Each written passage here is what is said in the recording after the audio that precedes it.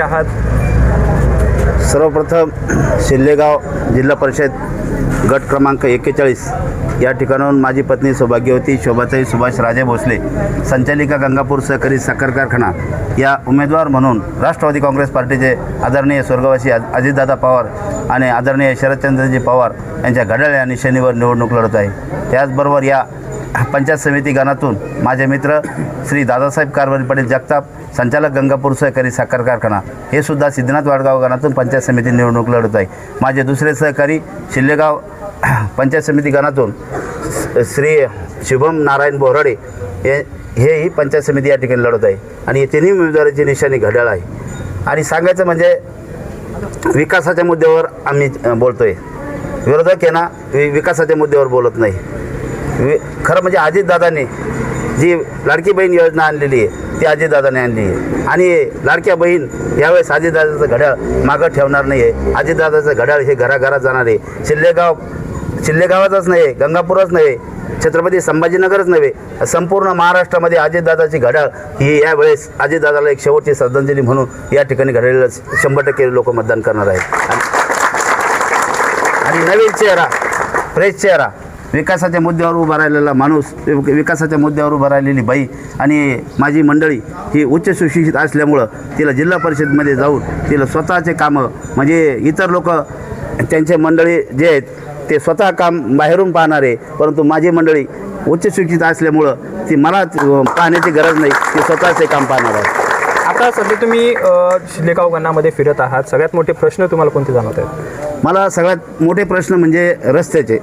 कुठलाही रस्ता म्हणजे ह्या गावाहून त्या गावाला जायला रस्ता नाही आहे. याला कारण आहे की शिल्लेगाव गणातच नव्हे, रस्त्याचे प्रॉब्लेम अखंड संबंध मराठवाड्यामध्ये आहे. पश्चिम महाराष्ट्रात तुम्ही जा, आज सगळीकडे चांगले रस्ते आहेत. आपल्याकडे गावागावी तर नाही, पण मळ्यामध्ये जायला तर चिखलामध्ये अक्षरशः गुडघ्या इतक्या चिखलातून जावं लागतं. लहान मुलं असतील, मुली असतील, शाळेत जाण्यासाठी त्यांना सोयीचे रस्ते नाही आहे. आशीर्वाद जर आम्हाला मिळाला तर आम्ही 100% रस्त्याची कामं पूर्ण करू. आता सध्या लासूर स्टेशनहून येताना रस्त्याची हाईट, उंची वाढवलेली आहे, काही खाली ओढे, तिथे मोठ्या प्रमाणात अपघात होत आहेत. याकडे कसं बघतं? खरं म्हणजे काय झालं पाहिजे नव्हतं, ज्यावेळेस एक साईड काम चालू झालं तर त्यावेळेस ते एक साईड काम अगोदर त्यांनी ते जसं झाडे तोडली होती तर त्या पद्धतीनं ते काम अगोदर एका रस्त्याचं काम व्यवस्थित करून ठेवायला पाहिजे होतं. मध्ये टप्प्याटप्प्याने ते काम केल्यामुळं बरेचसे ॲक्सिडेंट होतात. आता एक सिद्धनाथ वाडगावला एक बाई, घोडेगाव तालुका नेवासा जिल्हा अहिल्यानगर येथील एक बाई आता टँकर खाली मेली. दुर्दैवी गोष्ट म्हणजे ती पाहण्याचा जर बघितलं तर तिच्या अक्षरशः चिंधड्या झाल्या, तिच्या पोटावून ते टँकर गेला होता. खूप वाईट परिस्थिती. सध्या आता रस्त्याचाही प्रश्न खूप गंभीर आहे. दुसरे कोणते प्रश्न आता सध्या तुम्हाला तुमच्या प्रभागात जाणवते? रस्त्याचा तर एक नंबरचा प्रश्न म्हणजे रस्त्याचा आहे.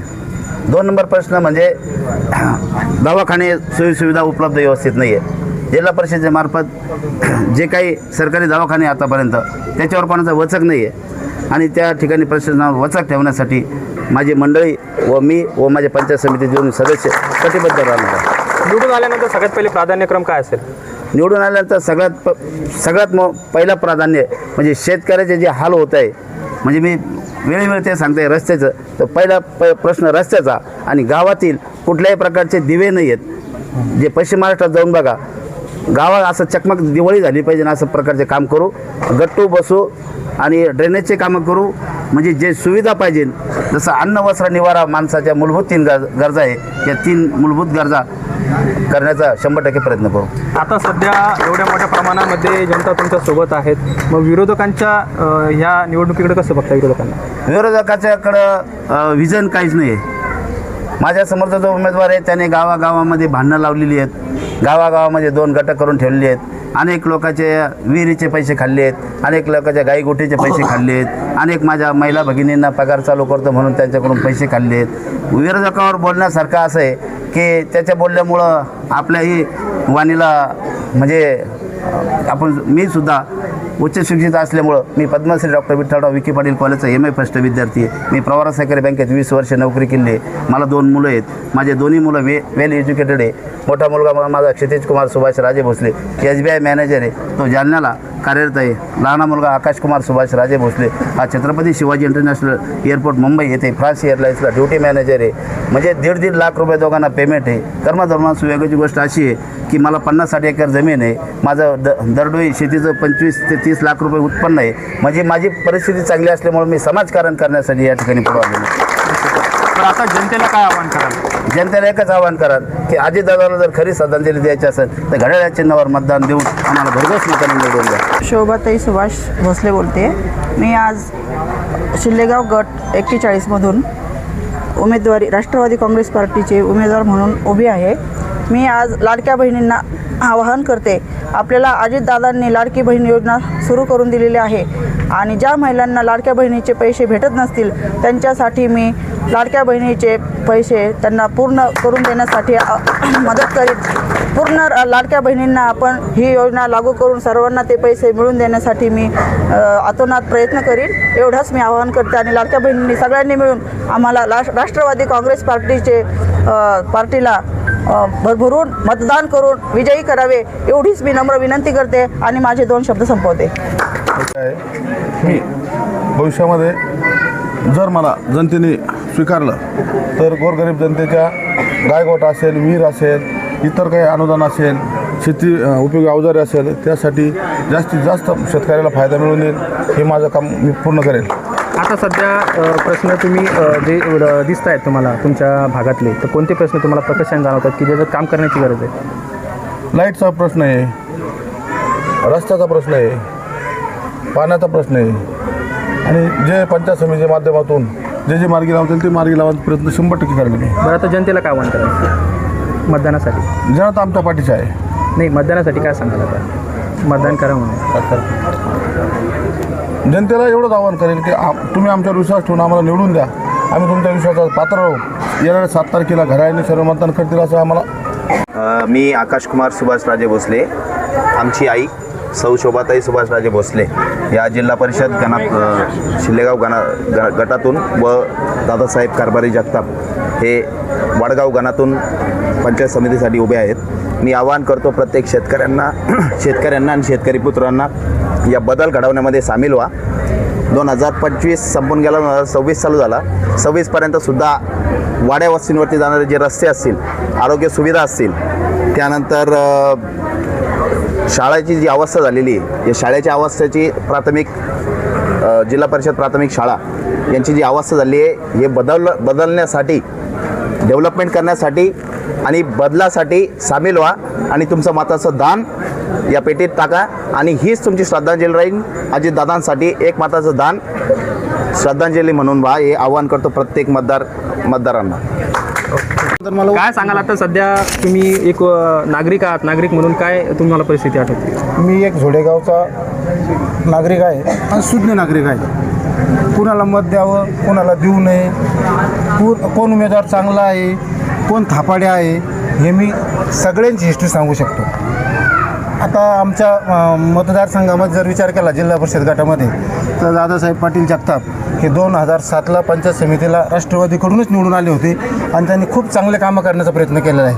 आता माझे मित्र दादासाहेब आपले राजे भोसले हे खूप सुशिक्षित आहेत आणि त्यांच्या ताई उभा आहेत.